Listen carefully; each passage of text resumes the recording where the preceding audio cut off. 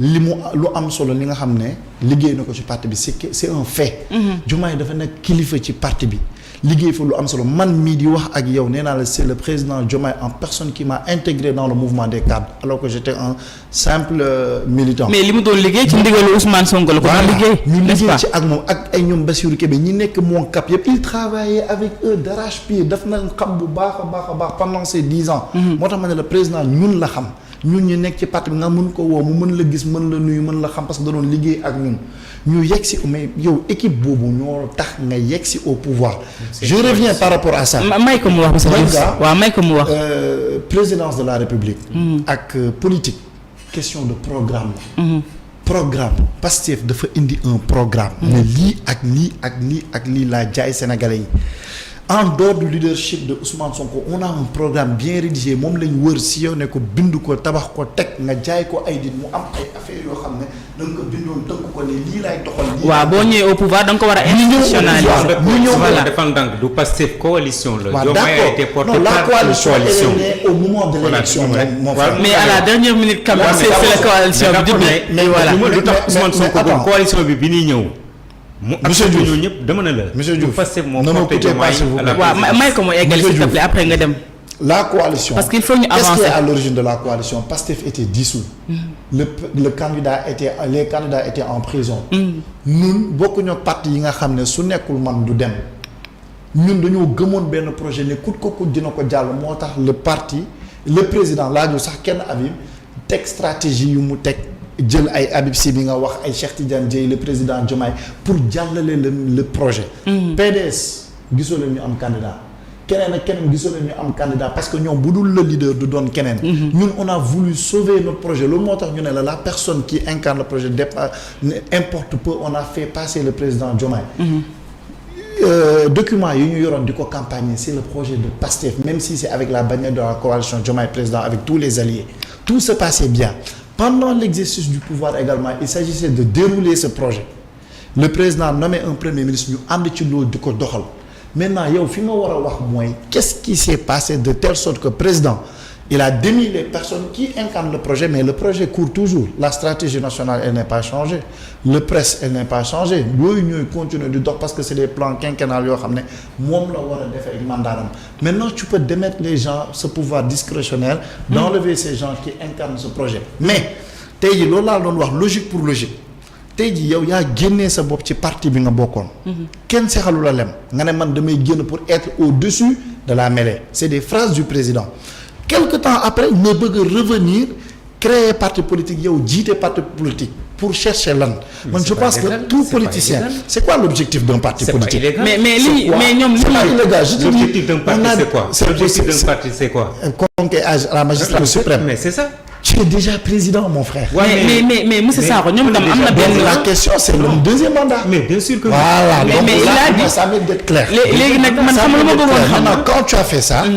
ñun dañoo ànd ak ngor ak dignité génn sa gouvernement bàyyi la ngay doxal mais y en a qui disent quand même que ni c'est Diomaye qui est le victime bàyyi la nga nekkuñu fi di kaas nekkuñu di xuloo liñ bëggoon def avec la constitution rejeté nañ ko non jàllul non dinañ ko rejeter donc non monsieur léegi defaral sa parti politique non loolu ñun on est dans notre parti politique et on fera face d'accord sànq dama wax benn affaire bu am solo le baromètre mais il faut nga daaneel le baromètre c'est le peuple sénégalais d'accord mais am na solo aussi bu ñu demee ba nga xamante ne conseil constitutionnel war na mën a jox Diomaye dëgg ci li nga xam ne moom la campagne woon ci wàllum transparence ak yooyu est-ce que loolu tamit mën nañ ko mën nañ ko concevoir ci pays boo xamante ne nit ñi peut-être li nga xam ne moo taxoon ñu porter la au pouvoir mooy changement bi ñu doon xaar ci yow ndax bu dul woon changement boobu lañ doon xaar mën nañ dem voter li ñoom Amadou Ba ak ñeneen non xam nga conseil constitutionnel boo gisee mu invalider donc la proposition qui a été votée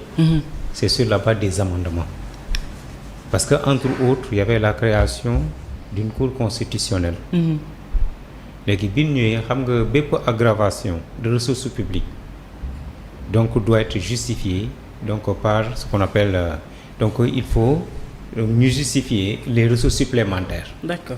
Or les amendements ñoom li ñu doon kii propose bi ñu kii woon ça n'a pas été accompagné donc de comment on dit de ces ressources complémentaires, de ces ressources supplémentaires. C'est sur la base de ça moo taxoon conseil constitutionnel invalidé la loi. Mais man chaque fois à travers les plateaux télévisés dama ne y a toujours possibilité pour l'Assemblée nationale de revoir sa copie et d'intégrer toutes les observations faites par le conseil constitutionnel su ñu bëggee mu jàll. si kaw loolu lañ ko kii parce que le président là est en droit. Et le vote de bloqué. ne pas promulguer. voilà de saisir loolu laa bëggoon Et le wax. vote bloqué dans tout ça.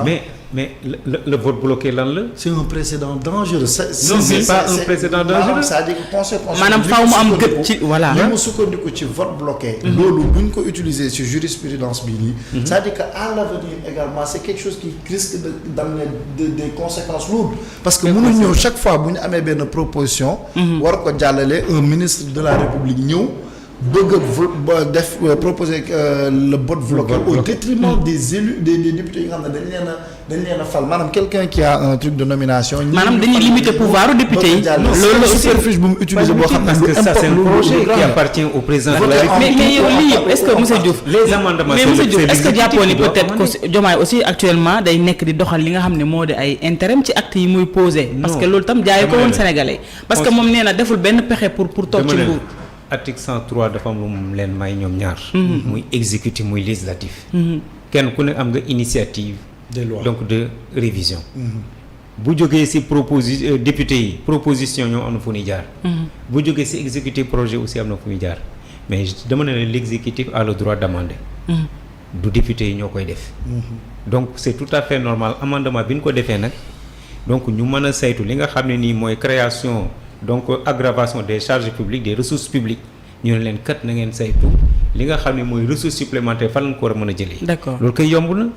si loolu la conseil constitutionnel sukkandiku parce que dafa nekk conseil boo xam ne nii day tëdd ne njaxanaay li ko war mooy saytu lépp loo xam jëm na si constitution ndax respecté nañ ko. d'accord mais yow da ngay topp c'est ça. da ngay topp propos yi Mimi Touré wax que ni dañu fal Diomaye ba pare bëggoon ko donte que moom accepté na fal bi ndax histoire moom mënuñu ko détourner actuellement ndax nit ñi xam nañ li xew. dañ ko fal ba pare may ma rek Mohamed may ma di ko fragiliser di ko fakkastal di ko doyadal alors que moom président la institution la est-ce que loolu aussi day doon loo xam ne yéen propos yooyu da ngeen koy dëggal. non dama ne la xam nga man du ma dugg ci considération politique yi. je dis que le président. mooy rendre compte sànq wax naa la ko. même s'il a été élu donc par un parti ou bien une coalition de partis. yoo xam ne ñoom ñoo ko porté woon. donc c'est le peuple sénégalais qui avait exprimé sa souveraineté parce que le souverain est le peuple. suivant un programme. non baal ma non foofu laa la wax dama ne le souverain est le peuple mais un programme mën nga ko dérouler comme mën nga copier la bu la neex nga dindi lii bu la neex nga teg la lii. parce que yaay rendre compte. c'est pas que ne dama war a exécuter aveuglément ou bien fidèlement ce programme. yow yaay xool li nga xam ne nii donc dina mën a kii par rapport ak yow objectif bi nga am nga dérouler programme boobu. D'accord. mais dama ne la bu ñëwee ci biir gis nañ ne mënuñu dem man am naa sañ-sañ jël décret jëlee la fa teg fi keneen ko xam am naa ci moom confiance pour dérouler sama politique. c'est tellement simple te bi ñu ko defee y avait pas bruit y a rien Ousmane Sonko dellu Assemblée nationale kii nommé premier ministre mu def formation gouvernementale am. donc kële mi ngi nekk ci politique am mi ngi nekk stratégie am donc di massifier Diomaye aussi je dis en tant que président de la République est en droit d'avoir un appareil politique. d'accord ànd seeg ñi nga xam ne nii tey am na ci ñoom confiance ëllëg donc mu tourner la page ànd ak ñële. mais doole bi am bi Pastef am est-ce que Diomaye soxla woon na dem làmbi feneen. non dama ne xam nga du doole ji Pastef am doole ji. xëy na ñu ngi koy gis ci médias yi mais je dis que le baromètre c'est le peuple. lépp dina leer le 29. d'accord alors donc le problème c'est